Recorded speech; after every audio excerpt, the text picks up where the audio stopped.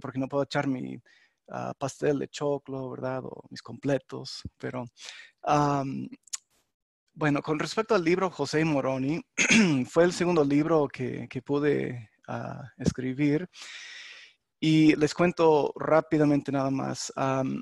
En aquel tiempo, estoy hablando tipo 2012, estaba sirviendo en un obispado y estaba a punto de salir en unas vacaciones con mi esposa. Tuvimos un hijo en aquel tiempo, junto con nuestros cuñados, la hermana de mi esposa y su esposo. Y ellos se iban para Nueva York. Así que les acompañamos desde Utah, donde vivimos actualmente, y aprovechamos el viaje, hicimos un tipo de recorrido de los lugares históricos de la iglesia. Justo antes de irnos, el otro consejero me dice, oye, no tenemos discursante para X fecha, ¿no? Y le dije, pues es el domingo en que vamos a volver. Así que ponme a mí, le dije, ¿no? Ponme a mí porque me gustaría compartir algo de la historia de la iglesia, algo sobre Carthage y el martirio. Esa fue mi idea.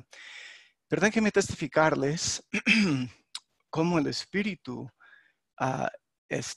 cómo el Espíritu puede influir, ¿verdad? En las personas. Mira, aquí viene mi hijito. Gracias, mi hijito. Córrele con mamá. Las locuras de estar en casa, ¿verdad? Y toda esta locura del COVID. Pero bueno, les comento que cuando fuimos a estos lugares históricos, cuando llegamos a Nueva York, a Palmira específicamente, y estuvimos en Comora, me llegó una impresión sumamente fuerte que no debía de hablar sobre Carthage, un lugar donde ya habíamos ido, increíble, la verdad. Pero el Espíritu me indicó, me susurró en un sentido, discursa mejor sobre la salida a la luz del Libro de Mormón. Porque hay bastante cosas que no conocemos y fue sino hasta recién, ¿verdad? Que ciertas cosas han salido a la luz con respecto a literatura en español. No es jactancia de mi parte ni nada, pero el libro José y Moroni, de hecho, contiene bastante información histórica que jamás se había publicado en español. Pues y luego salió el libro Santos y bueno, hay unas cositas ahí, ¿cierto? Pero bueno, cuento corto, di el discurso en mi barrio, lo grabé porque realmente no escribí nada, sino que quería grabarlo para tenerlo a mano. Lo compartí con un amigo llamado LeGrand Baker y juntos trabajamos en ese libro de José Moroni, 7 principios que Moroni enseñó a José Smith. A lo mejor vamos a cubrir un par de esos principios. Lo gracioso, no gracioso, pero lo bueno de ese libro es que lo que uno lee en ese libro sobre los principios que José aprendió a medida que estaba siendo pues instruido por Moroni. Moroni en un sentido le enseñaba ciertos principios. Esos principios que José aprendió le ayudó para que llegara a ser un profeta. Y son principios que uno mismo, nosotros podemos aplicar en nuestras propias vidas. Ahora bien, para que puedan sentirse un poquito cercano a mí, vamos a iniciar con algo de la primera visión, pero les muestro algo, ahí les va.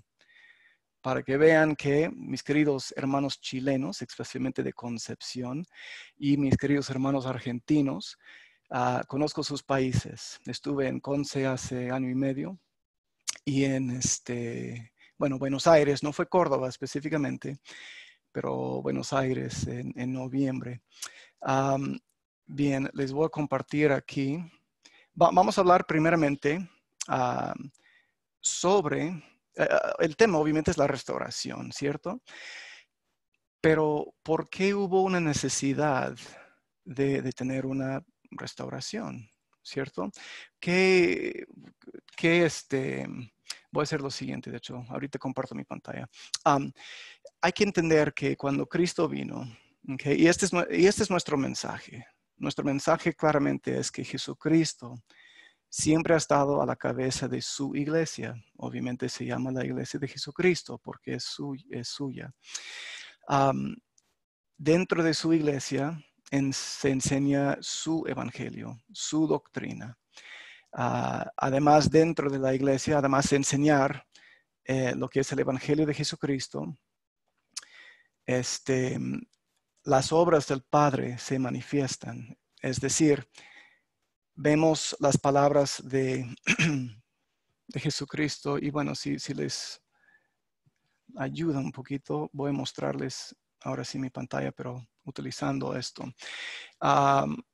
Ojalá que esto se vea bien. Voy a hacerlo tantito más grande para ustedes. En tercer Nefi, capítulo 27, obviamente Cristo menciona específicamente que cómo puede ser mi iglesia, salvo que lleve mi nombre. Primeramente, la iglesia lleva el nombre de Cristo. Y Cristo dice, o sea, no es suficiente que la iglesia solamente se llame la iglesia de Jesucristo. Pero dice, será su iglesia, o él dice, es mi iglesia, si es que están fundados sobre mi evangelio. Una iglesia puede llamarse la iglesia de Jesucristo, pero la pregunta es, ¿la iglesia está fundada sobre el evangelio de Jesucristo? Y si está fundada sobre el evangelio de Jesucristo, ¿okay? Como Cristo afirma aquí, ¿verdad? Que ellos entre los nefitas, después de que Él les visitó, estaban edificados sobre su evangelio. Deben de hacer las cosas en su nombre, como Él dice ahí en versículo 9. Y aquí está el punto principal. Si la iglesia está edificada sobre mi evangelio, entonces el Padre manifestará sus propias obras en ella. Aparte tenemos, siendo el único pueblo en el mundo, que tenemos el don del Espíritu Santo. Ese es un don reservado específicamente para miembros de la iglesia. Y es por eso que al ser confirmado miembro de la iglesia, también se nos otorga el don del Espíritu Santo. Teniendo el don del Espíritu Santo, los dones del Espíritu, como dice la sección 46 de Doctrina y Convenios, o Moroni, capítulo 10, 1 de Corintios, capítulo 12, esos 3 capítulos hablan de los dones del Espíritu. Esos dones van a estar presentes. Y justo cuando, de hecho, José Smith menciona, está escrito en la historia de la iglesia, el primer milagro que se llevó a cabo después de la fundación de la iglesia fue cuando José mandó fuera pues el diablo que estaba ¿cómo se dice? Perdón, se me traba la lengua.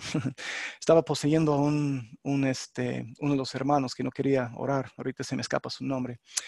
Pero la autoridad de Dios se encuentra dentro de su iglesia. Todas estas cosas, Cristo las había establecido cuando estuvo aquí sobre la tierra. Organizó su iglesia con apóstoles, con profetas, ¿cierto? Con ciertas ordenanzas, por ejemplo, las primeras ordenanzas, el bautismo, don del Espíritu Santo. Quizás son las escrituras más claras con respecto a estas ordenanzas. Podemos encontrarlo en Hechos capítulo 8, luego Hechos capítulo 19. Pablo, mientras estaba predicando, aprovecho aquí un poquito con la tecnología para que vean la escritura. Recuerden que Pablo fue entre los efesios aquí, dice que vino a Éfeso aquí, encontró ciertos discípulos, pero él dijo, a ver, ¿qué les pasó a ustedes? O sea, dicen que se bautizaron, pero nunca recibieron el don del Espíritu Santo, pues ¿en qué pues fueron ustedes bautizados? Pues el bautismo de Juan, para arrepentimiento, ¿no? De arrepentimiento. Pero Pablo se dio cuenta que no era así. Alguien les había bautizado sin autoridad. Pablo les enseñó bien qué es lo que debían de hacer. Y dice, versículo 5 claramente, después de que oyeron a Pablo enseñar, fueron bautizados en el nombre del Señor Jesús, y habiéndoles impuesto Pablo las manos, vino sobre ellos el Espíritu Santo, y hablaban en lenguas y profetizaban. Así que el punto a lo que voy es que Cristo organizó su iglesia durante su tiempo. Pero esa iglesia, después de unos 100 años más o menos, claramente ya estaba en un estado de apostasía. Cristo mismo había profetizado en el libro de Mateo, capítulo 24, ¿cierto? Él dijo que en versículo 9, hablando a los apóstoles, entonces os entregarán para ser afligidos y os matarán y seréis aborrecidos por todas las naciones por causa de mi nombre. Debido a que los apóstoles, los que poseían las llaves del sacerdocio, fueron muertos, la verdad, el único que quedó, sabemos que fue Juan, el amado, un ser transfigurado, trasladado, perdón, no transfigurado, sino que trasladado. Él llevó consigo las llaves. Obviamente Pedro y Santiago también poseían esas llaves porque se les habían conferido aquellas llaves sobre el monte de transfiguración, como aprendemos en Mateo 17. Pero al estar muertos ellos, ¿dónde quedó la autoridad?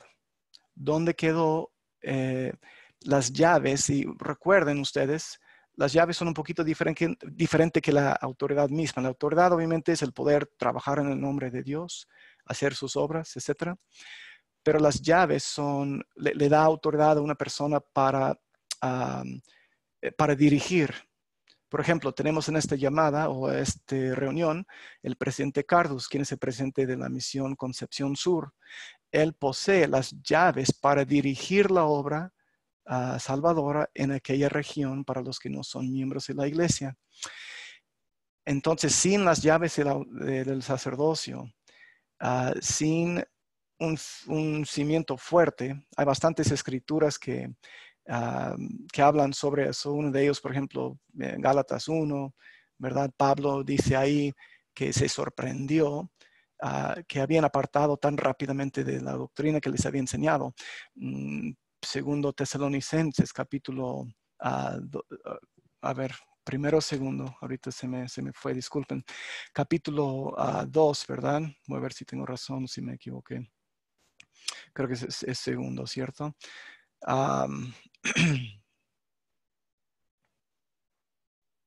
Ok, aquí está, perdón. Segundo Tesalonicenses capítulo 2.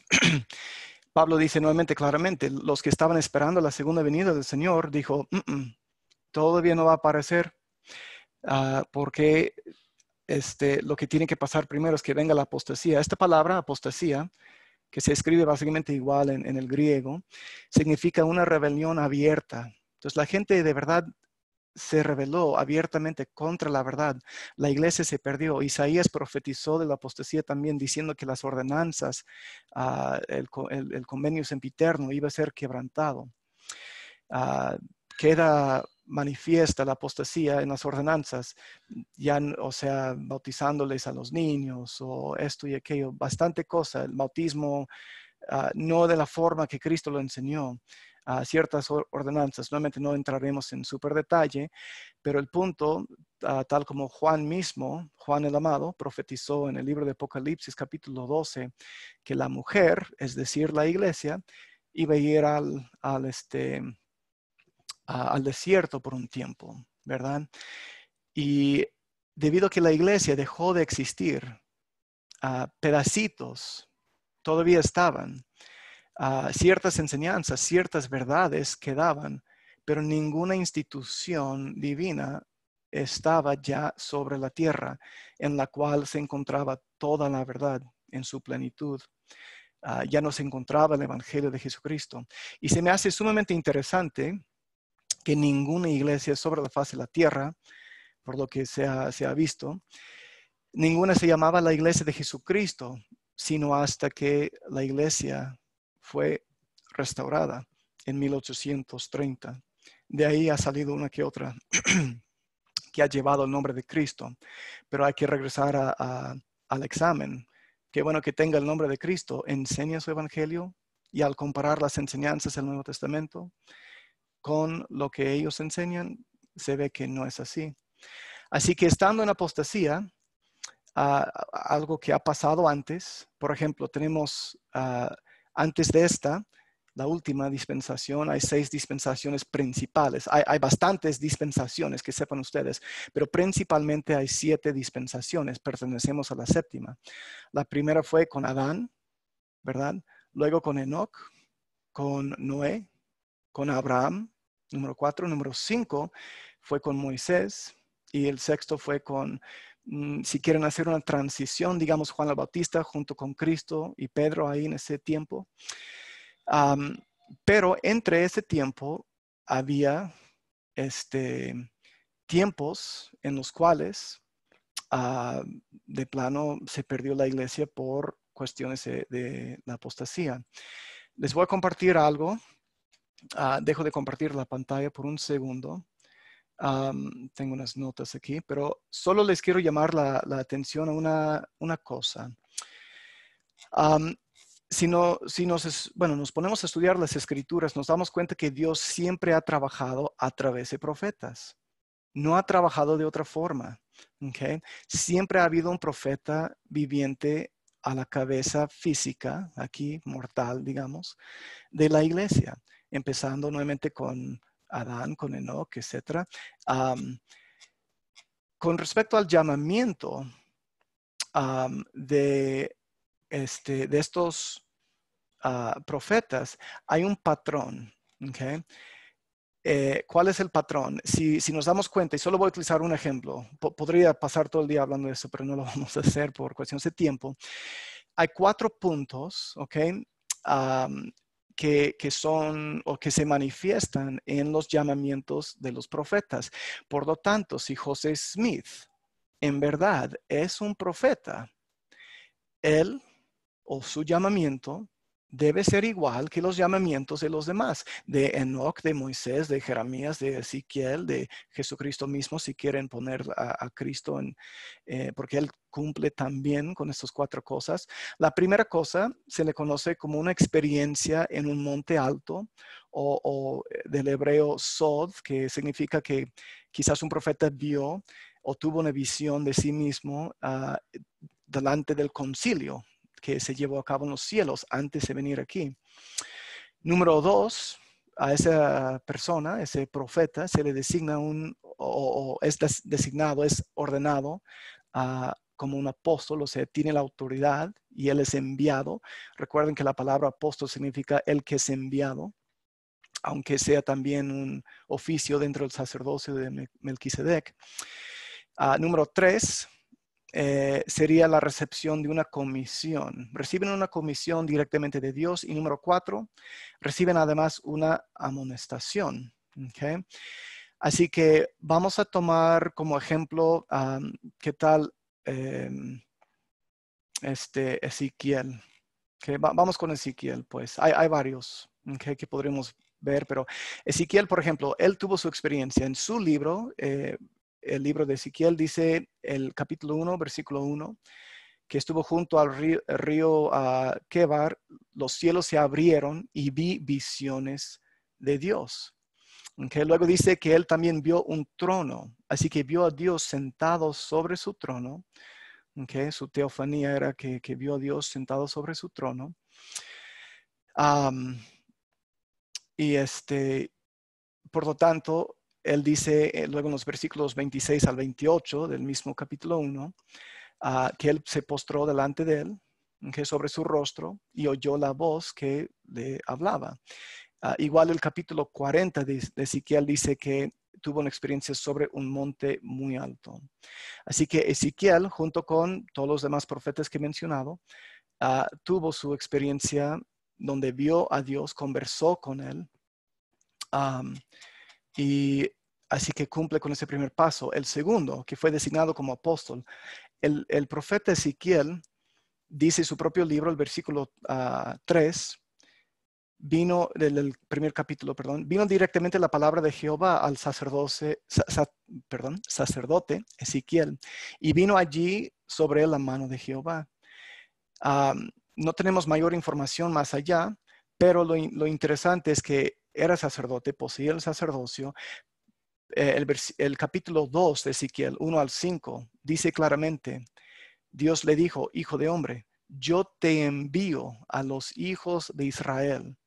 En otra parte dice, yo pues te envío a hijos de duro rostro. Okay.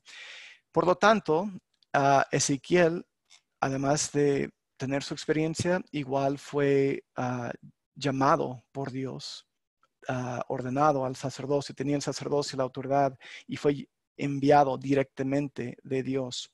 Número 3, la comisión divina. Dentro de su conversación con Dios, de una manera simbólica, él recibió su comisión al comer un libro, un rollo. ¿Okay? Dice el Señor a él, come lo que te doy. Ezequiel escribió, y miré y vi una mano extendida hacia mí, y en ella había un rollo de libro. Y lo extendió delante de mí, estaba escrito por delante y por detrás, y estaban escritos en él lamentaciones y gemidos y ayes. Por lo tanto, recibió su comisión divina, su mensaje. Su mensaje era que debía de decirles lo que debía de decir a los hijos de Israel. Número 4, la amonestación. Se le había dicho que iba entre un pueblo de duro servicio, ¿verdad? Pero el Señor le prometió que aunque te hallas, estoy leyendo de Ezequiel capítulo 2, 6 al 8, aunque te hallas entre zarzas y espinos y moras con escorpiones, no tengas miedo de sus palabras ni temas delante de ellos, porque son una casa rebelde. Les hablarás, pues, mis palabras, ya sea que escuchen o dejen de escuchar, porque son muy rebeldes. Mas tú, hijo de hombre, oye lo que yo te hablo, no seas tú rebelde como esta casa rebelde. El Señor también le dijo en el capítulo 3 de Ezequiel, los versículos 8 y 9, que yo he hecho tu rostro duro contra los rostros de ellos y tu frente dura contra sus frentes. Como el diamante más duro que el pedernal, he hecho tu frente. No temas, no los temas, ni tengas miedo delante de ellos. Así que el Señor le dio su comisión y además le preparó, le dijo, a ver, aunque sea un pueblo rebelde, tú no te preocupes. Tú vas a estar fuerte, tú vas a poder. Así que ánimo, ¿verdad? Y así pasó con Ezequiel. Nuevamente, podría mostrarles las mismas cosas con gente como Enoc, Moisés, Cristo, los apóstoles, Isaías, ¿ok? No lo haremos hoy por cuestiones de tiempo, pero la gente quiere atacar a José Smith. Un gringuito nada más por ahí, he leído de vez en cuando, ¿no? Que dicen un gringuito que supuestamente tuvo una visión. Pues déjenme testificarles que ese gringuito es un profeta de Dios. El Espíritu da testimonio de la veracidad de su llamamiento. Y lo interesante es que el Señor siempre trabaja a través de la ley de los testigos. Siempre habrá dos. Por lo tanto, si el Espíritu Santo testifica de la veracidad del llamamiento de José Smith, ¿de dónde viene el otro testimonio? Aunque quizás les vaya a sonar medio chistoso, pero también el testimonio del diablo, válgame la redundancia, testifica de su llamamiento. ¿En qué sentido? Si José Smith no fuera un profeta verdadero, al diablo no le importaría. No habría tanto ataque contra él. No habría tanto ataque contra la iglesia. Y si esta obra no fuera verdadera, pues sería algo menor, de menor importancia. ¿Por qué las personas, al dejar quizás, sea la iglesia que sea, fuera de esta, dejan a su ex religión en paz? Mientras que otras personas atacan constantemente a esta iglesia. La gente que decide dejar a la iglesia de Jesucristo, a los santos de los últimos días, siendo parte de esta iglesia, ya no pueden volver a tierra neutral, sino que dejando esta tierra positiva, brincan tierra neutral y llegan a tierra, entre comillas, negativa. Y se pelean, combaten contra la iglesia. Así que el que ame la verdad, el que en verdad quiere seguir lo que dice la Biblia con respecto a los llamamientos de los profetas, debe tomar a José Smith y ponerlo aquí junto con los demás profetas y comparar su llamamiento. ¿Okay? Hasta este punto hemos hablado de la necesidad de una restauración, así que vayamos entrando al tema y comparando ese llamamiento de José Smith. ¿Qué pasó con José Smith? ¿Tuvo una experiencia en un monte alto o por lo menos el tipo concilio de los cielos? ¿Pudo ver a Dios? ¿Conversó con él cara a cara? Su llamamiento, su experiencia, su vida dentro de la iglesia, entre comillas, comenzó con una teofanía en la que vio al Padre y vio al Hijo. Y lo interesante es que en estas teofanías hay muchas veces que los ángeles están presentes. Y fíjense que en la primera visión había muchos ángeles. No solamente vio al Padre y al Hijo, aunque ese es el punto principal, el otro punto es de menor importancia, pero sí alguna vez compartió que había ángeles. Además, tal como Isaías vio a serafines alrededor del trono de Dios cuando lo vio en Isaías 6, leí en su experiencia, también vio muchos ángeles. Además, el día 16 de febrero de 1832, lo que tenemos en la sección 76 de Doctrina y Convenios, José Smith dice específicamente, y vimos la gloria del Hijo a la diestra del Padre y recibimos de su plenitud. Y vimos a los santos ángeles y a los que son santificados delante de su trono, adorando a Dios y al Cordero. Y lo adoraron para siempre jamás. José vio a Dios sentado sobre su trono. Esa experiencia, palabra hebrea nuevamente, sod, tal como los profetas antiguos. Así que por lo menos José Smith cumple con uno de los dos puntos. El segundo punto, designación como apóstol. Sabemos que el día 15 de mayo de 1829, cuento corto porque ustedes conocen esta parte, pero se le apareció tanto a él como a Oliverio Cowdery, había dos personas, ¿verdad? Leen los testigos, y Juan el Bautista les ordenó al sacerdocio arónico, les confirió el sacerdocio arónico. Dios hizo por ellos lo que ellos no podían hacer por sí mismos. Envió a Juan, el que poseía las llaves, el sacerdocio arónico, y él mismo los ordenó al sacerdocio, a ese sacerdocio.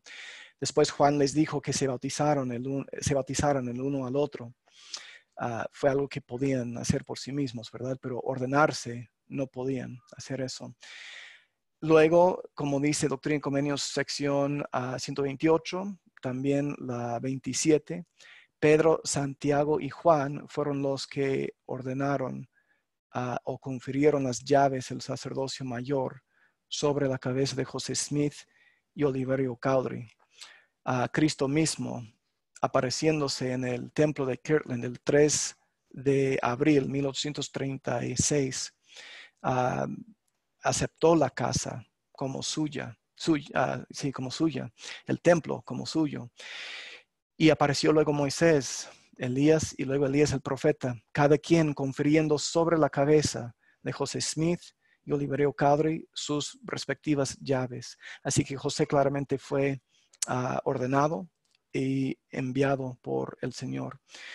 La comisión divina, obviamente a lo largo de Doctrina y Convenios, habla específicamente de la importancia de declarar el arrepentimiento. No prediques sino el arrepentimiento a esta generación. Guardad mis mandamientos y ayudad a que salga a luz mi obra según mis mandamientos y seréis bendecidos. Sección 6, sección 11, sección 36, por ejemplo, son algunas referencias que lo menciona. El trabajo, la comisión de José fue de recoger a los escogidos del Señor de todas partes de la tierra. Doctrina y Convenios, sección 29, sección 33, sección 39, sección 58. Así que tuvo una comisión de dar a conocer la doctrina verdadera del cielo y recoger al pueblo escogido. La amonestación que el Señor le dio, por ejemplo, la sección 122, la promesa para José, el Señor le dijo, los extremos de la tierra indagarán tu nombre, los necios se burlarán de ti y el infierno se encolecirá, no puedo, rizará, ahí está, perdón, en tu contra. Y en tanto que los puros de corazón, los sabios, los nobles y los virtuosos buscarán consejo, autoridad y bendiciones de tu mano constantemente, dice el Señor ahí. Okay. Así que otra amonestación, el Señor le dice que si te es requerido pasar tribulaciones y sobre todo si las puertas mismas del infierno se abren en par para tragarte, entiende, hijo mío, que todas esas cosas te servirán de experiencia y serán para tu bien. Así que José Smith, y esa es una probada nada más, pero vemos que tuvo su experiencia Sod, recibió autoridad, recibió una comisión divina y recibió su amonestación, tal como todos los profetas de la antigüedad. Y hay muchísimas cosas que podríamos cubrir, pero por el tiempo no lo haremos hoy.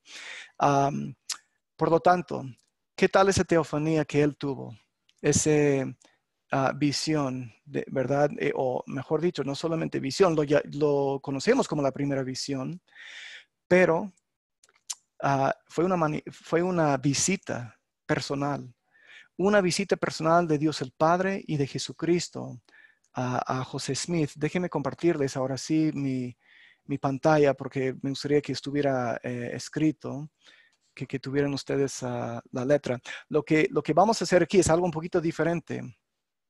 El presidente Nelson en la conferencia de octubre de 2019 nos invitó a que estudiáramos más la primera visión.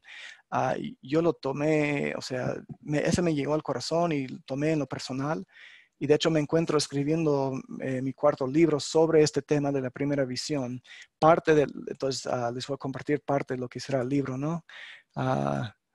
Así que lo que he hecho, hay bastante crítica de los que no quieren estudiar bien sobre la primera visión, ¿ok? En el sentido de que dicen, mira, aquí se contradice o aquí comentó una cosa, mientras que allá comentó otra cosa. En mi libro hablo sobre todos los relatos, ¿ok? Y al final, en una sección del libro, recojo todos los relatos y los pongo en un solo relato. Hago una, entre comillas, armonización de la primera visión. Por lo tanto, lo que les voy a mostrar aquí, sin ir en más detalle de cuáles eran los relatos, me gusta llamarlos relatos mejor, porque uno dice, mira, hay 9 versiones o 10 versiones. Bueno, son 10 relatos. Son 10 veces que tenemos ahí escritos cuando él compartió la historia. No es que luego me pasó A, B y C y luego comenta según la misma cosa, pero me pasó X, Y, Z. No es así. Aunque la gente nos quiere hacer creer que así es, hay que estudiar la fuente. Okay, ese es el punto. Aquí vamos a ver, pues, en lo que estoy mostrándoles, los números que ustedes verán aquí a mano izquierda, son los versículos de José Smith Historia. Entonces me baso en José Smith Historia, la versión oficial o canonizada, perdón, relato canonizado, ¿ok? Y cualquier cosa que vean ustedes aquí que tenga las letras subrayadas es porque viene de uno de los relatos de segunda mano y en esta parte de letra en cursiva. Mentira. No, sí, perdón, vi otra cosa. Subrayado es de segunda mano. Cualquier cosa en cursiva es uno de los relatos de José que es de primera mano. ¿Sale?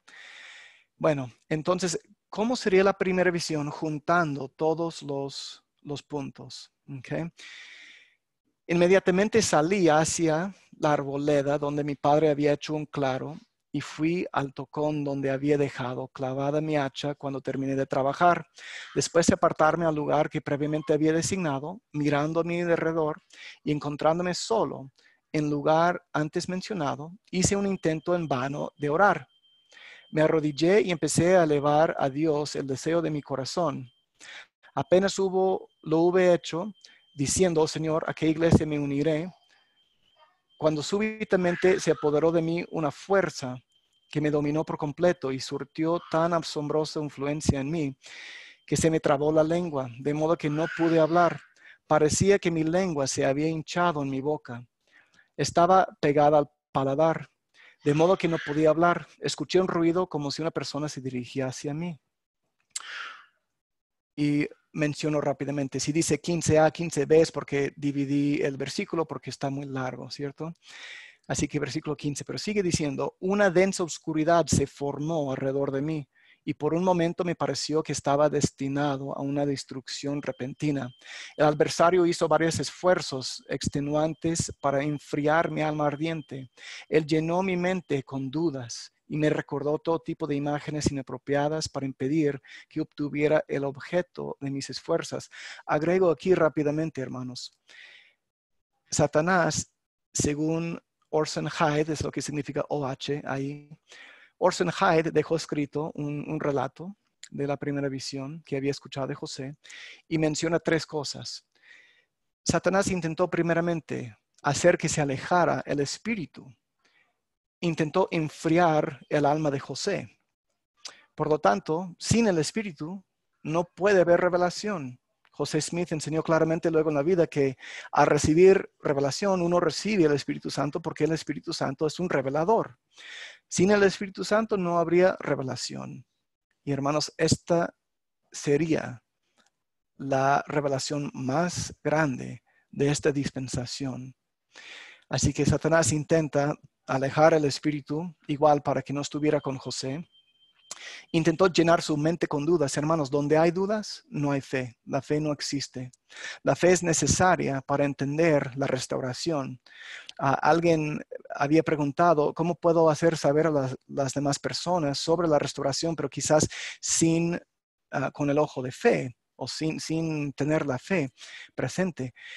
El libro de Hebreos, si no me equivoco en la referencia, creo que es capítulo 11, versículo 6, dice que sin fe no podemos agradarle al Señor. Sin fe no podemos obtener respuestas. La fe es necesaria y si hay dudas, no hay fe. Y se necesita fe, que es una acción, ¿verdad? No solamente una creencia en cosas que no se ven, pero que son verdaderas. La fe es acción. Satanás intentó llenar su mente con dudas para que dudara de su propósito de estar ahí, dudara de que si pudiera o no orar a Dios y recibir una respuesta. La tercera cosa que hizo para distraerle al joven de 14 años, le recordó imágenes inapropiadas para impedir que obtuviera el objeto de sus esfuerzos. Ahora, podemos aplicar esto a nuestras vidas. ¿Qué serían las imágenes inapropiadas? Obviamente la palabra pornografía viene a la mente. Hay que alejarnos de ciertas cosas porque eso apaga al espíritu. No estoy exactamente seguro de lo que se refiere José ahí. Supongo que son cosas que él había hecho. José era medio rudo, o sea, si los otros muchachos no trabajaban mientras él estaba trabajando ahí, les hacía trabajar. Entonces se peleaba un poquito. O sea, quizás no una cosa tan buena que debía de ser un profeta, pero bueno, eso le molestaba. Ok, regresamos a lo que dice. Dice José, me esforcé otra vez por orar, pero no pude. El ruido de alguien caminando parecía estar más cerca. Me puse de pie rápidamente, miré a mi alrededor, pero no había ninguna persona o animal que pudiera producir dicho ruido al caminar. Mas esforzándome con todo mi aliento y toda energía por pedirle a Dios que me librara del poder de ese enemigo que se había apoderado de mí, y en el momento en que estaba para hundirme en la desesperación y entregarme a la destrucción, no a una ruina imaginaria, sino al poder e influencia de un ser efectivo del mundo invisible que ejercía una fuerza tan asombrosa como yo nunca había sentido en ningún otro ser. Precisamente en este momento de tan grande alarma, la desbordante misericordia de Dios vino a animarme y dio un nuevo impulso a mi débil fuerza. Me arrodillé de nuevo y pude abrir mi boca. Mi lengua se destrabó y pude elevar al Señor una ferviente oración. La nube oscura pronto se separó y la luz y la paz llenaron mi asustado corazón. Vi una columna de luz o de fuego. intentó describir lo que vio con su lengua o su idioma imperfecto. ¿Y cuáles eran las cosas más brillantes que había conocido? Pues la luz y el fuego, ¿no? José Smith dijo que la gloria de Dios es como fuego eterno, ¿no? Luego les puedo dar la cita exacta si quieren. Bueno, luz o fuego, mucho más brillante y deslumbrante que el sol en su esplendor meridiano, cuyo brillo excedía el del sol, directamente arriba de mi cabeza, que al principio parecía estar a una distancia considerable. A medida que se acercaba, aumentó en brillo y magnitud, de modo que para el momento en que llegó a las copas de los árboles, toda la arboleda a cierta distancia se iluminó de una manera más gloriosa y brillante. Esperaba haber visto consumirse las hojas y las ramas de los árboles tan pronto como la luz hiciera contacto con ellas, pero al percibir que no produjo ese efecto, me animé con la esperanza de poder soportar su presencia. Esta luz gradualmente descendió hasta descansar sobre mí y fui lleno de un gozo indescriptible. En verdad, continúa descendiendo lentamente hasta que descansó sobre la tierra y así fui envuelto en medio de ella y me consoló. Por lo tanto, hermanos, vamos a ver cómo fue lleno. Aquí lo explica José. ¿De qué fue lleno? Además de esa luz, también dice que fue el Espíritu. Vamos a ver. No bien se apareció, me sentí libre del enemigo que me había sujetado. Una vez más, invoqué al Señor con fe y fervor de espíritu. Al reposar sobre mí la luz, se produjo una sensación particular en todo mi sistema. Inmediatamente mi mente fue arrebatada de los objetos naturales con los que estaba rodeado. Fui envuelto en una visión celestial. Fui lleno del Espíritu de Dios y el Señor abrió los cielos sobre mí. Un personaje, fíjense, y la gente quiere criticar esto, pero el hecho de que José haya dicho que vio dos personajes no significa que los dos se aparecieron al mismo tiempo, que estuvieron ahí presentes por 43 minutos, 32.5 segundos. Yo no sé, estoy inventando cifras. Pero no significa que estuvieron al mismo tiempo, de ida y de vuelta, ¿no? De llegada y salida. Primeramente, hermanos, apareció un personaje surgió de entre medio de esta columna de fuego, la cual se extendía a todas partes y aún así no había consumido nada. Esa persona dice de tez clara y ojos azules, cubría sus hombros una tela blanca y tenía el brazo derecho desnudo. Se refiere al Padre aquí para que sepan. Enseguida apareció otro personaje de la misma manera al lado del primero. Vi en el aire arriba de mí a dos gloriosos personajes celestiales que se parecían exactamente el uno al otro en características y semejanza, cuyo fulgor y gloria no admiten descripción. Uno de ellos me habló llamándome por mi nombre y dijo con respecto al segundo, señalando al otro, este es mi hijo amado, escúchalo. Ellos me dijeron que mis oraciones habían sido contestadas y que el Señor había decidido otorgarme una bendición especial. Y él, el Hijo, aquí Cristo, me habló y me dijo, entonces aquí está hablando Cristo, José, hijo mío, tus pecados te son perdonados. Sigue tu camino, anda en mis decretos y guarda mis mandamientos. He aquí yo soy el Señor de gloria. Fui crucificado por el mundo para que todos los que crean en mi nombre puedan tener la vida eterna. Me testificó que Jesucristo es el Hijo de Dios. Es decir, Cristo testificó de su propio llamamiento como el Hijo. Ustedes pueden leer más sobre Cristo como el Padre en la declaración de la primera presencia de 1916, que habla de Cristo como es el Padre. En una manera es el Padre por investidura divina de autoridad, cuando habla por y en favor del Padre, como lo hizo ahí en esa última oración que vimos. Había sido mi objeto recurrir al Señor para saber y tener la certeza de cuál de todas las sectas era la verdadera, a fin de saber a cuál unirme. Por consiguiente, tan pronto que fue posible, por tanto, luego que me hube recobrado lo suficiente para hablar, me dirigí a esta segunda persona que estaba en la luz arriba de mí, diciendo, oh Señor, ¿a qué iglesia me uniré? ¿Cuál de todas las sectas era la verdadera? Porque hasta ese momento nunca se me había ocurrido pensar que todos estuvieran en error, porque había supuesto que una era correcta. ¿Debo unirme a la iglesia metodista? Se me contestó que no debía unirme a ninguna, porque todos estaban en error. Y el personaje que me habló dijo que todos sus credos eran una abominación a su vista, que todos aquellos profesores se habían pervertido porque todas erraron en la doctrina y que ninguna de ellas era reconocida por Dios como su iglesia y reino.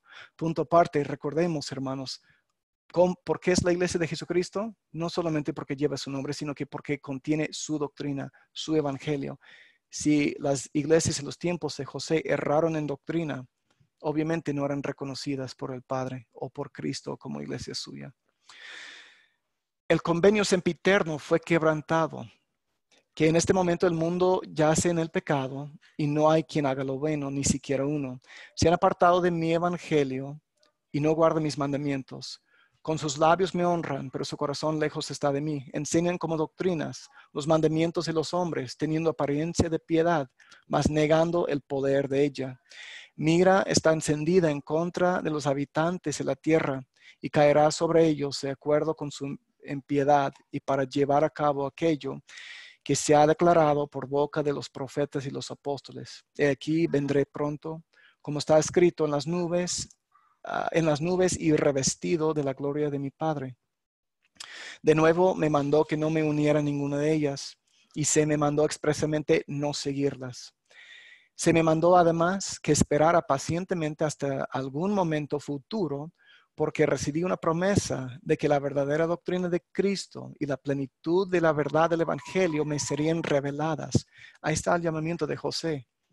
Espérate, hijo, tú serás mi elegido, tú serás el a quien voy a revelar la plenitud de mi Evangelio para que puedas tú declararlo a las personas. Y muchas otras cosas me dijo que no puedo escribir en esta ocasión. Punto aparte, hermanos.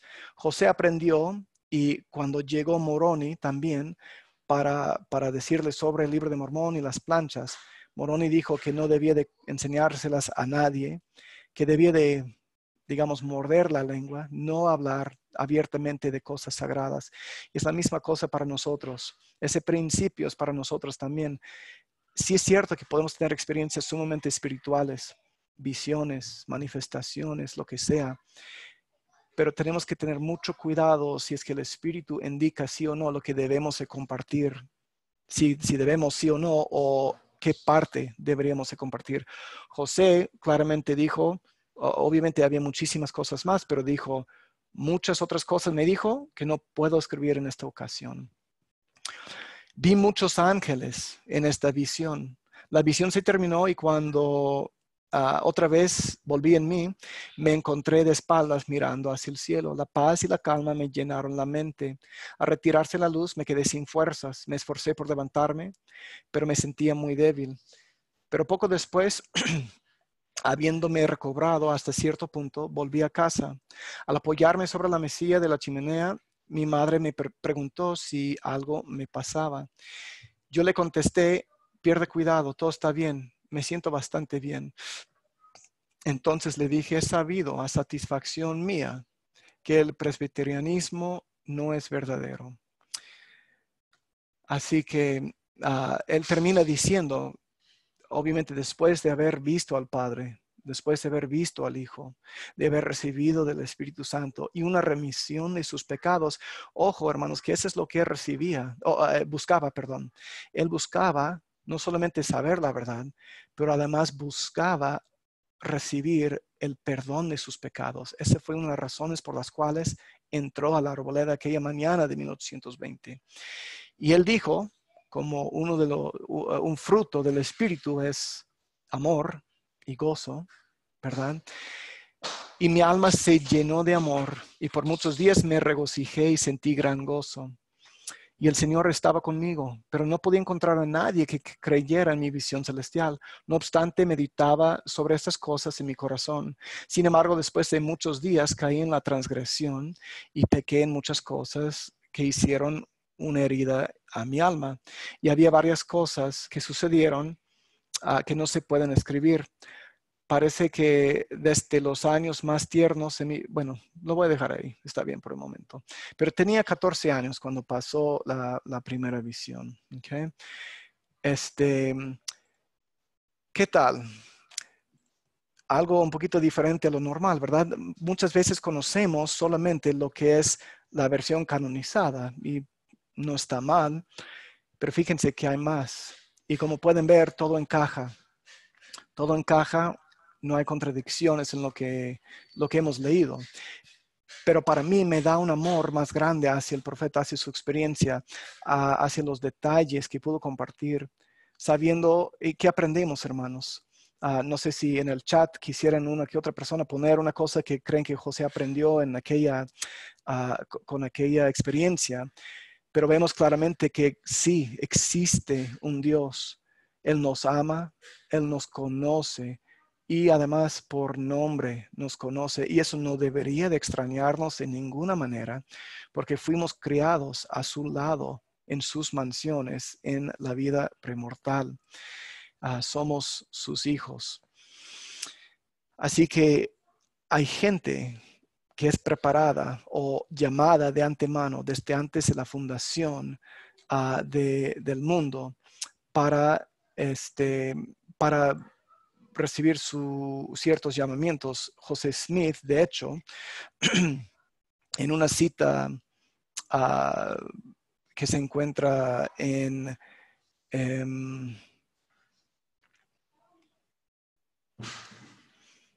bueno, ese es Brigham Young. Déjenme encontrarles otra cita. Bueno, José Smith dijo, en resumen, que cualquier persona que recibe un llamamiento aquí en esta vida es porque lo ha recibido en la vida premortal. Entonces fue llamado, él dice, todo hombre que recibe el llamamiento de ejercer su ministerio a favor de los habitantes del mundo fue ordenado precisamente para ese propósito en el gran concilio celestial antes que este mundo fuese. Supongo que me fue conferido este oficio en aquel gran concilio y así fue. José Smith fue llamado por Dios. Su llamamiento cumple con los requisitos que leemos en la Biblia con respecto a otros profetas. Además, eso fue el inicio de esta séptima dispensación, en la cual, como dice Pedro, se había de reunir todas las cosas en Cristo. La referencia es Efesios 1, 9 y 10, para que sepan. Ahora bien, que sepan que hay otro señal que Cristo dejó. Nuevamente les comparto mi pantalla. Hay otra pero señal. ¿Cuál era una de las señales para que iniciara esta obra? Cristo dijo claramente, y solo voy a dar un resumen, pero si quieren leer más tarde, 3 Nefi 21, los versículos 1 a 10, Cristo les dice claramente que les va a dar una señal para que todos pudiéramos saber la época en que iba a salir a la luz de nuevo su evangelio. Y de hecho, él dice que cuando el Padre les haga saber estas cosas, ¿ok? ¿Cuáles cosas? Las cosas que están escritas. ¿Dónde están escritas? Lo que estamos leyendo aquí en el libro de Mormón. ¿Ok? Cuando en pocas palabras, el súper resumen, digamos, estos 10 versículos, cuando salga a la luz el libro de Mormón, entonces sabremos que esta obra maravillosa, dice aquí, ¿verdad?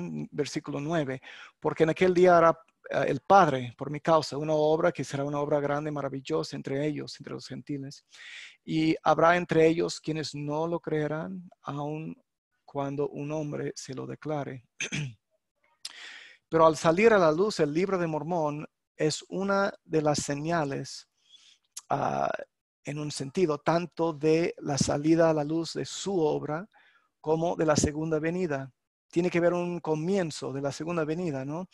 Y esta es una de las señales. Obviamente hay otras que estamos viendo, con pandemias, con el amor se ha enfriado, hay desastres naturales por allá, por acá. Bueno, ustedes de Chile, caray, yo no sé cómo lo hacen con sus terremotos con más de 7, más de 8 en Concepción.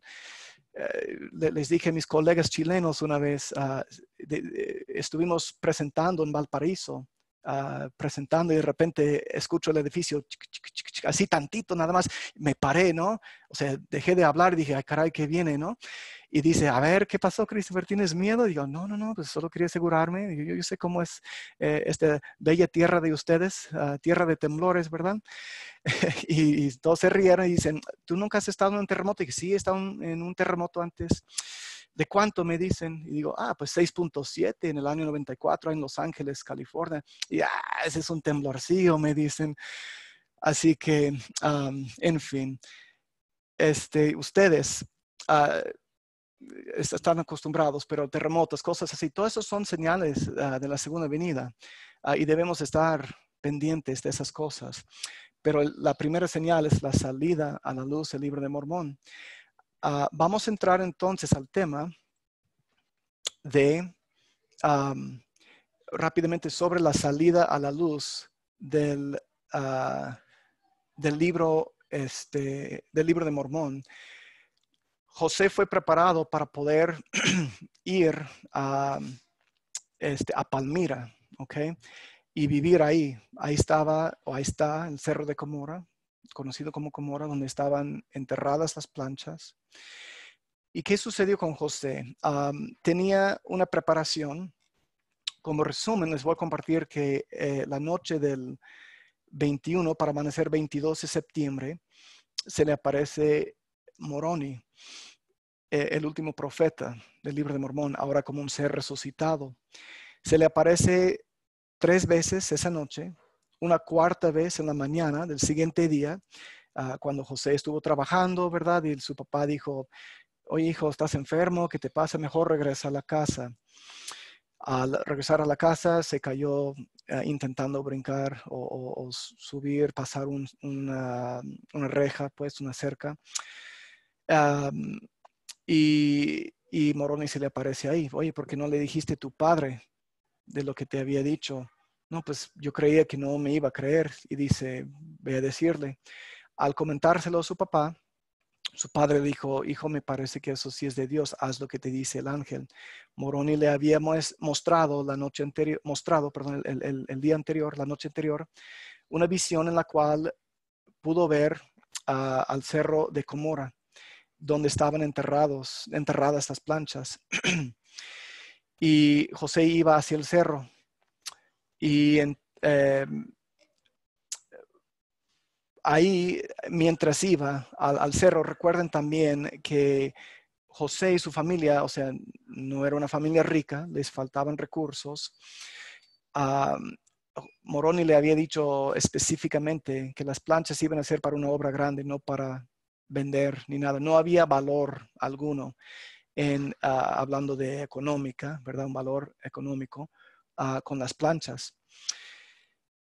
Por lo tanto, fíjense nuevamente, tal como Satanás intentó atacar a José para que no sucediera la primera visión, en un sentido Satanás le atacó otra vez, yendo hacia el cerro de Comora por primera vez. Y resulta que cuando José intentó agarrar las planchas, no pudo, recibió un tipo shock, un descarga eléctrica, como quieren llamarle, 3 veces, y después de la tercera vez, básicamente dice en oración, o sea, bueno, en voz alta, ¿por qué no puedo obtener este libro? Llegó Moroni por 5ª vez y le dice, porque no has obedecido los mandamientos del Señor. Así que llega Moroni y obviamente ese recuerdo de lo que le había dicho la noche anterior vino a su mente y dijo, sí, es cierto, me he equivocado. Y en este momento, dice el relato, en ese instante, José buscó al Señor a través de la oración. Y mientras oraba, la oscuridad empezó a dispersarse de su mente y su alma volvió a iluminarse de la misma manera que la noche anterior. Y él fue lleno del Espíritu Santo. Y de nuevo el Señor manifestó su condescendencia y misericordia. Los cielos fueron abiertos y la gloria del Señor lo rodeó de resplandor y descansó sobre él. Moroni le dijo, mira, y al mirar José, le abrió una visión en la cual él vio como el príncipe de las tinieblas, rodeado de su ejército de seguidores innumerables, le acompañaban mientras caminaba por la vereda y subía el cerro. Entonces, básicamente el diablo ahí andaba, ¿no? Hablándole, diciéndole, oye, tú sabes que tu situación está muy difícil, a lo mejor hay algo de valor ahí. José había decidido vender las planchas, pero ya recordó que no era así. Moroni al llegar le comentó que no era así. Y al mostrarle esta visión, Moroni le dijo, todo esto se te muestra, lo bueno y lo malo, lo santo y lo impuro, la gloria de Dios y el poder de las tinieblas, las cosas opuestas, ¿verdad? Para que conozcas desde ahora en adelante los dos poderes y que nunca seas influenciado o superado por aquel ser maligno. José no recibió las planchas en aquella visita de 1823. Se le dijo que regresara cada año. Y otro consejo, de hecho, que Moroni le dio, le dijo, cuando se sepa que el Señor te ha mostrado esas cosas, los obradores de iniquidad buscarán tu derrota, circularán mentiras para destruir tu reputación y también tratarán de quitarte la vida. Pero recuerda esto, si eres fiel y desde aquí en adelante continúas guardando los mandamientos del Señor, serás preservado para sacar a la luz estas cosas, porque su debido tiempo se te dará de nuevo porque a su debido tiempo se te dará de nuevo un mandamiento de venir y llevarlas. Ahora ves por qué no podías obtener este registro, que el mandamiento era estricto y que si alguna vez estas cosas sagradas son obtenidas, debe ser por la oración y la fidelidad en obedecerle al Señor, porque fueron selladas por la oración de fe. Es decir, Moroni, me he puesto a pensar en eso, es interesante. Moroni, obviamente, al enterrar las planchas, selló esa tierra, convirtiéndola en un sentido en tierra sagrada para que nadie molestara, o sea, esa parte donde estaban enterradas las planchas. Me pongo a pensar, pues, ¿por qué también dedicamos las tumbas cuando alguien muere, cierto? Esa es parte. En fin, cada año, en resumen, lo que voy a compartir y les menciono que el segundo principio que Moroni enseñó a José Smith era, y es algo que nosotros tenemos que aprender también, es la necesidad de aprender a reconocer el sentimiento que identifica al Espíritu Santo. Si de repente sentimos nerviosos, sentimos, no sé si debo hacer X o aquello, podemos saber que es el Espíritu Santo diciéndonos esa cosa que tú estás pensando realizar o hacer no es correcto. Él sentía, obviamente, de las tinieblas que ofreció Satanás, mientras que el Espíritu ofrece gozo, ofrece amor, ofrece guía. ¿Okay? La importancia que tenemos de ser obedientes. La otra cosa que tenemos que aprender, que fue el tercer principio que Moroni le enseñó a José, tiene que ver con la integridad. La integridad es cumplir con los convenios que uno hace con Dios. Siempre debemos cumplir con nuestros convenios. Así que el siguiente año, 1824, el relato nos enseña que José fue al cerro y obviamente traía en mente, bueno, las planchas no son para vender, debo ser íntegro, debo cumplir con los convenios que he hecho con el Señor. Así que llega al cerro, mira a su alrededor, asegurándose de que no estuviera nadie cerca. Él abre o mueve la piedra, mete las manos. Yo no sé si él estaba pensando a ver si me va a dar toques otra vez o un shock, pero mete las manos y agarra las planchas. Entonces ahí las tenía en sus manos. Entonces se para y él dice, bueno, obviamente él debía de ser una persona en la cual el Señor podía confiar, viendo que tenía que cubrir el área. tenía las planchas mirando, asegurándose que no hubiera nadie. Pone José las planchas aquí justo a su lado. ¿Okay? Perdón, se me escapó mencionarles que además del hecho de no vender las planchas que no eran para un valor económico, Moroni siempre le dijo, como les había mencionado en parte, que debía de tener mucho cuidado. Tenía que estar, digamos, muy pendiente de las planchas, de no soltarlas. Así que José, pensando en que, bueno, debía de cuidar las cosas, tapar el hoyo, miró a su alrededor, pero soltó las planchas al ponerlas a su lado, tapó el hoyo y al mirar para recoger las planchas ya no estaban ahí. En un sentido, se habían desaparecido, pero no debería de sorprendernos cómo. Obviamente el joven estaba sumamente espantado. Tenía casi 19 años, así que todavía era bastante joven. Obviamente rogó al Señor y Moroni llegó para darle respuesta a sus oraciones. Le dijo, obviamente, que debía de ser más cuidadoso. Le había dicho que no soltara las planchas para nada. Lo había hecho. Y aunque quizás parezca una cosa mínima, ¿cierto? Una cosa, pues bueno, yo miré, no había nadie, estaban ahí nada más. Hay que ser exactos, hay que tener integridad con nuestros convenios. ¿Okay? Y Moroni permitió que moviera nuevamente la piedra y ahí estaban nuevamente las planchas. José va para agarrarlos, pero con una fuerza muy fuerte le había tumbado hacia atrás. No pudo recoger el registro. Eh, cuando de nuevo José como volvió en sí, pues estaba a solas. Moroni se había ido, el registro estaba guardado y regresó a casa. Dice el relato que se levantó y volvió a casa, la casa de sus papás, llorando de pesar y decepción. Así que José tenía que aprender nuevamente la obediencia, pero a la letra de la ley. Um, y fue por una razón específica, porque al sacar las planchas y tenerlas en su posesión, iba a haber gente que le iba a perseguir y buscarlas. El domingo pasado, de hecho, no sé si algunos de ustedes se metieron, pero se hizo un recorrido virtual de la primera, de la arboleda sagrada. Y muestran los lugares donde mostraron en ese recorrido, donde José había escondido, ocultado las planchas.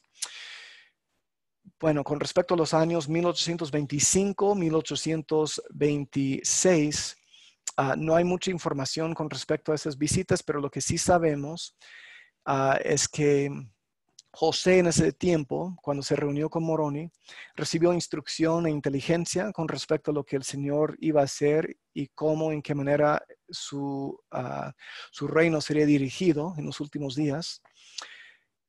Moroni le enseñó bastante más sobre su papel como profeta, qué es lo que tendría que hacer. Además, en esas visitas, José vio cosas como, por ejemplo, la espada de Labán, que por cierto no estaba enterrada en ese hoyo donde estaban las planchas. ¿Okay? Quitemos esa idea, porque no es cierto, no es cierta. Pero José pudo ver una esfera de bronce fino, como lo describió Nefi, esmeradamente labrada. Tenía 2 agujas, o sea, la leona. Las planchas de bronce. Okay. José vio todo eso. La hermana de José Smith lo confirma cuando dijo que bien recuerdo las pruebas que tuvo mi hermano antes de que obtuviera ese registro. Después de que tuvo la visita de Moroni, él frecuentemente iba al cerro y al regresar nos contaba: he visto el registro, también las planchas de bronce y la espada de Labán, con el pectoral y los intérpretes, o sea, el Urim y Tumim. Y obviamente es evidente que José en verdad vio esas cosas, porque el Señor prometió que 3 testigos verían las mismas cosas que José vio, y ese se encuentra en Doctrina y Convenios 5, 11 y 17, 1 al 4. Así que José siguió siendo preparado, entendiendo obviamente sobre la importancia de obedecer, la integridad.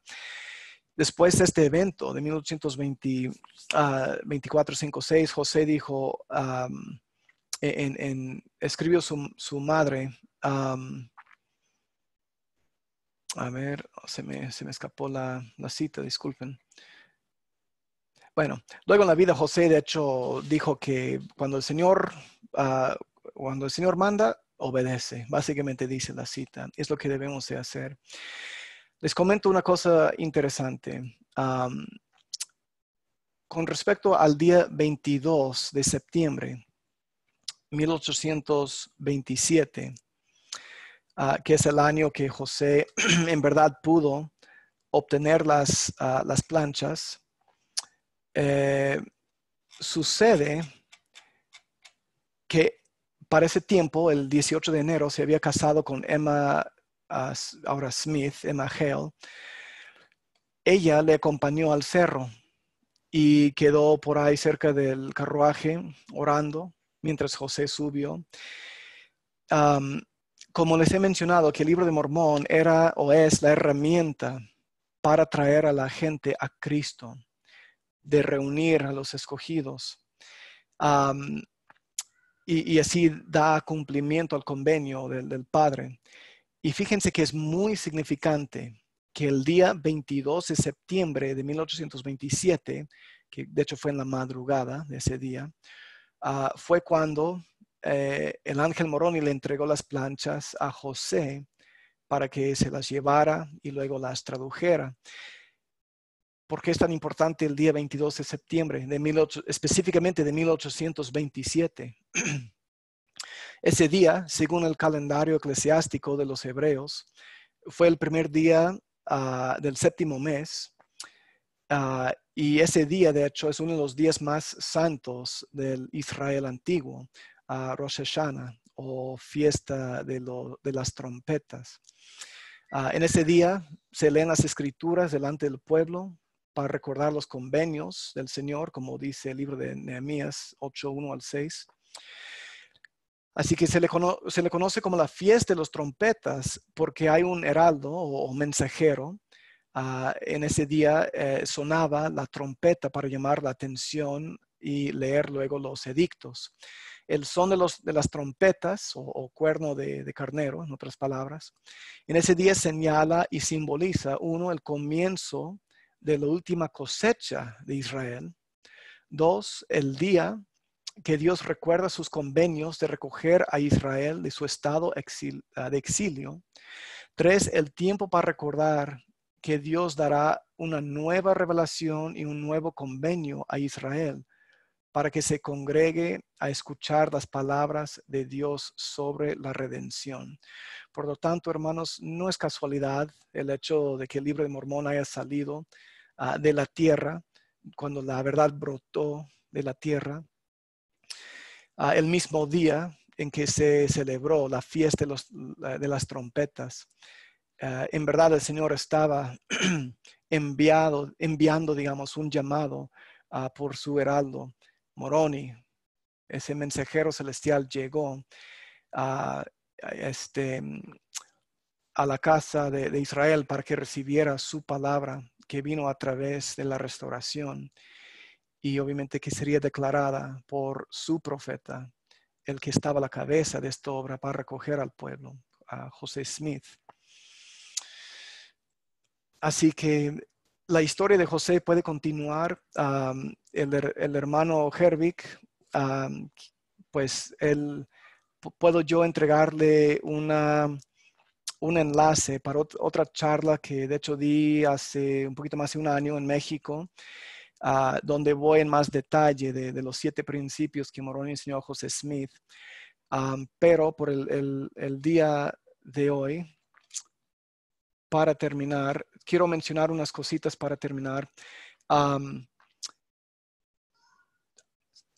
Algunos de ustedes mandaron unas preguntas de antemano y creo que he contestado algunas a lo largo de esta charla, pero hay algunas específicas que todavía no. Entonces, menciono un par de cosas.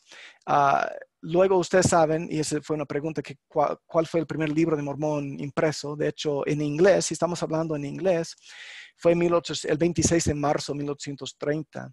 La primera edición en español, de hecho, se escribió primeramente como trozos selectos del libro de Mormón en 1875, pero la primera edición completa del libro de Mormón en español se imprimió en 1886 en Lago Salado, Salt Lake City.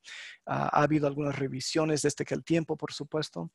Y Doctrina, Convenios y la Perla de Gran Precio, como una información adicional, por primera vez fue impreso en 1948. Y así la triple ha estado en español desde hace poquito más de 70 años. Puede ser que algunos de ustedes sientan que quizás este mensaje es difícil de compartir, que ustedes son personas, una que otra de ustedes quizás una persona más callada, más reservada. No hay problema con eso, no se preocupen. Pero, ¿cuál sería la mejor forma de dar a conocer esas cosas? Sería sencillamente a través de su ejemplo. Hay una cita de Brigham Young, déjenme encontrarlo, según lo tenía aquí. Es lo bueno de la tecnología. Brigham Young dijo lo siguiente con respecto a cómo vivimos. Si ustedes están poniendo, o si estamos poniendo un excelente ejemplo, viviendo los mandamientos de Dios, él dice lo siguiente: el ser amable y bueno, modesto y verídico, el estar lleno de fe e integridad y no hacer el mal es de Dios. Entonces, si hacemos esas cosas, vamos a poner un buen ejemplo. Pero él sigue diciendo, la bondad emite un halo de hermosura sobre toda persona que la posea, causando que su semblante irradie luz y que se procure gozar de su amistad debido a su excelencia. Y hermanos, yo puedo testificar de eso. Estuve una vez en Lima, Perú, y justo salí de una reunión con una universidad ahí en Lima y vi a dos jóvenes, y no me refiero a los misioneros, una mujer y un hombre. Y los miré y dije, se veían tan diferente. Entonces me acerqué un poquito porque teníamos que caminar por donde venían y estaban ahí parados hablando. Y de repente veo una medalla en el collar, ¿no? de la mujer virtuosa. Y sonríe, o sea, y me miran como que, ¿quién es este gringuito loco? Y dije, ustedes son mormones, ¿verdad? Sí. Por lo tanto, medallón se dice, ¿no? Um, eh, y bueno, pude darme cuenta porque en verdad su semblante irradiaba de luz. Así que si no sabemos bien abrir la boca, que oremos al Señor y que nos dé, obviamente, el valor de hacerlo. Pero mientras tanto, basta con nuestro ejemplo, porque vemos en las Escrituras, con Alma, capítulo 4, ¿no? La gente no creía en la iglesia por el mal ejemplo de los miembros. Y, hermanos, el libro de Mormón, siendo esa herramienta de la restauración, la herramienta con la cual trabajamos para traer a la gente a Cristo, yo no entiendo cómo puede una persona leer el libro de Mormón y salir con una que otra locura cuando el libro claramente invita a cada quien a que venga a Cristo. Vemos una de las enseñanzas y esto va igual para contestar una pregunta que creo que muchos de nosotros sentimos. Llegó una pregunta donde la persona dice, y estoy citando tal cual, a veces pienso que mis esfuerzos nunca son suficientes. ¿Qué puedo hacer para evitar esos pensamientos y fortalecer más mi testimonio? Hermanos, el diablo siempre nos quiere atacar. Fíjate tú, fulano, fíjate tú, fulana, no eres una persona buena. ¿Cómo que sacaste 99 en tu examen? ¿Cómo que no pudiste sacar 100? O sea, cosas así, no estoy inventando algo ahí, pero nos ataca, nos hace querer sentir dudas, miedo, que siempre fallamos. ¿Okay? Esos sentimientos, nuevamente, si sabemos cuáles son los frutos del Espíritu, nos daremos cuenta, uno. Y dos, déjenme testificarles cómo me encanta esta escritura del libro de Alma, Alma capítulo 7. Okay. A ver. Cuando Alma está predicando a la gente que era de Gedeón, si no me equivoco, pero él testifica fuertemente de la expiación, diciendo que Cristo saldrá sufriendo dolores, aflicciones y tentaciones de todas clases. Y esto para que se cumpla la palabra que dice, tomará sobre sí los dolores y las enfermedades de su pueblo. Y tomará sobre sí la muerte para soltar las ligaduras de la muerte que sujetan a su pueblo. Y sus debilidades tomará él sobre sí para que sus entrañas sean llenas de misericordia según la carne, a fin de que según la carne sepa cómo socorrer a los de su pueblo, de acuerdo con las debilidades de ellos. Ahora bien, el Espíritu sabe todas las cosas, es decir, hermanos, Cristo de una forma cognitiva entendía todo, pero porque Él nunca había pecado, nunca había obtenido hasta el momento un cuerpo físico, no podía entender de una forma ¿cómo se dice? Bueno, con la experiencia misma, cómo eran estas cosas, aunque sí lo comprendía. Pero el Espíritu sabe todas las cosas, sin embargo, el Hijo de Dios padece según la carne, a fin de tomar sobre sí los pecados de su pueblo, para borrar sus transgresiones según el poder de su liberación. Y aquí, este es el testimonio que hay en mí.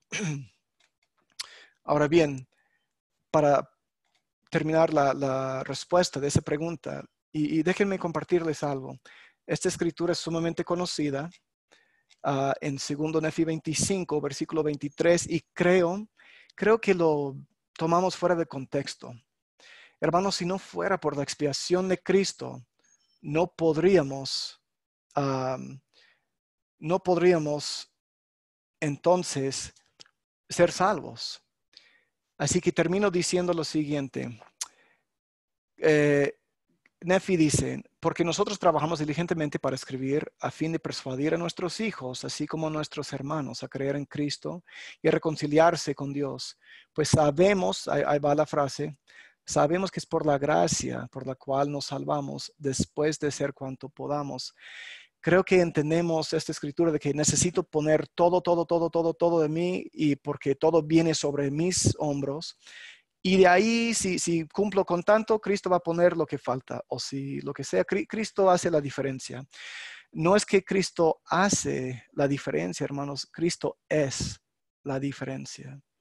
Somos salvos por la gracia a pesar de lo que podamos hacer.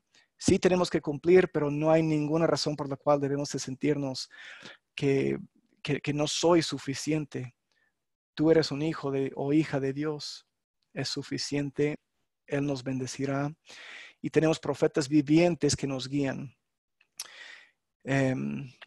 Quizás haremos una parte 2, hermano Hervik, pero mientras tanto testifico de la veracidad de esta obra, de que José Smith restauró la iglesia bajo la dirección de Cristo. Esta es su iglesia, la única iglesia verdadera y viviente sobre la faz de la tierra, porque es guiada por Él a través de la revelación. Su doctrina se enseña dentro de esta iglesia. Y si lo comparamos nuevamente con el Nuevo Testamento, vemos que todo va bien. El llamamiento de José Smith cumple con los puntos con los cuales cualquier llamamiento de cualquier profeta de la antigüedad cumple. Así que testifico que estamos en la verdad, que Dios nos ama, nos conoce y siempre está pendiente de nosotros. No nos agüitemos, no nos no nos sintamos tristes. Estamos en la verdad y estos son los últimos días. Teniendo un testimonio del cielo, no hay nada que nos pueda afectar. Testifico de esas cosas en el sagrado nombre de Jesucristo. Amén.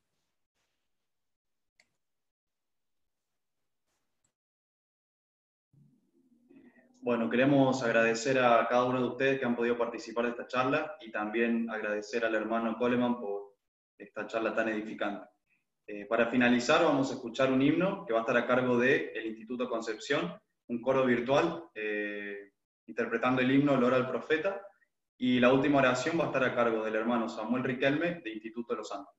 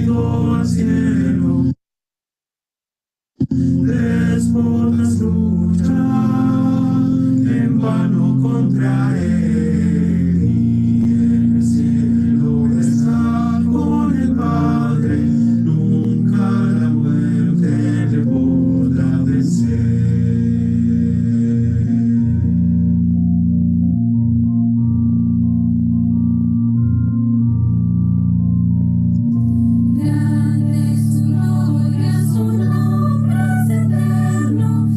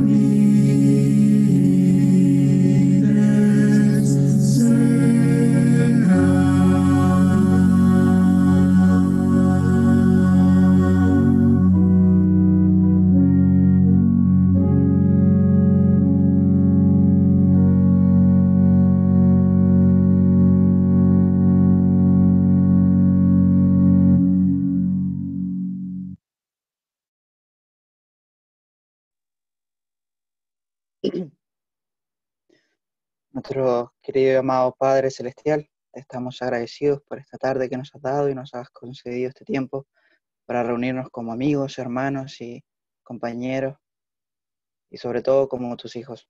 Gracias, Padre, por restaurar este hermoso evangelio que día a día nos hace sentir más amados y más representados, Padre. Te damos gracias, Padre, por el hermano Coleman que ha podido preparar esta presentación para ayudarnos a fortalecer nuestro testimonio y nuestro conocimiento sobre la restauración de tu evangelio. Padre, te amamos y te rogamos que puedas bendecirnos para que estas cosas que hemos aprendido hoy podamos aplicarlas, podamos recordarlas y podamos seguir estudiándolas para poder seguir fortaleciendo nuestro testimonio. Rogamos, Padre, que cuides de nuestros hogares, de nuestras familias, con tu evangelio, con tu protección y sobre todo para que tu Espíritu siempre pueda ayudarnos a crecer en tu evangelio. Te amamos, Padre, y te agradecemos nuevamente por esta oportunidad y por la tecnología que nos permite estar aquí. Y lo hacemos humildemente en el nombre de Jesucristo. Amén. Jesucristo. Ahí está el ejemplo perfecto. Él vino. Muchas gracias a todos ustedes por su tiempo. Gracias, Christopher. No. No les dije, el micrófono encendido. Chao, gracias. Chao. Se cuidan. Chao a todos, chao. Chao. Gracias, Elder. Chao, muchas gracias. Espero que haya valido.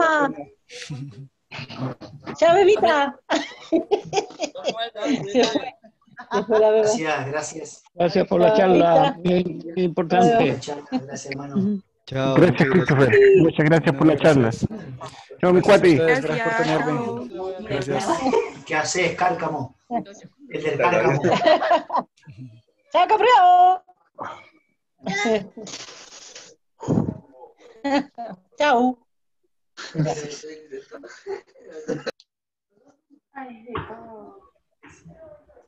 ¿Qué pasa, Cárcamo?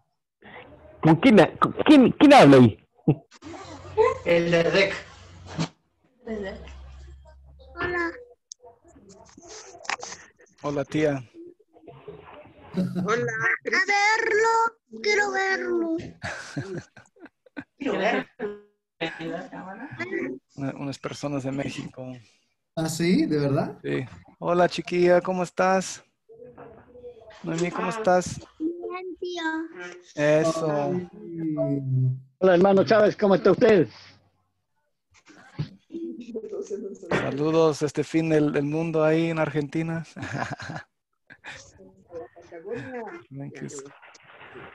Bien, bien. Gracias, Christopher. Muchas gracias. Gracias, Douglas. Un abrazo muy fuerte. Un abrazo, amigo. Saludos ahí en Linares. No, Cristian, muchísimas gracias. Gracias por tenerme, poder compartir algo. Fue muy bueno, muy lindo. El tiempo vuela y como no sé callar, pues tendrá que ver un parte 2, ¿no? Parte 2. Ojalá presencial. Ojalá y que sí. Ojalá y que sí. 2, o 3, o 4. Ariel, Sí. ¿te calientas o te lo comes así? No, está bien. Calientero, hermano. Sí, ¿va? ¿Qué hay para comer, pues?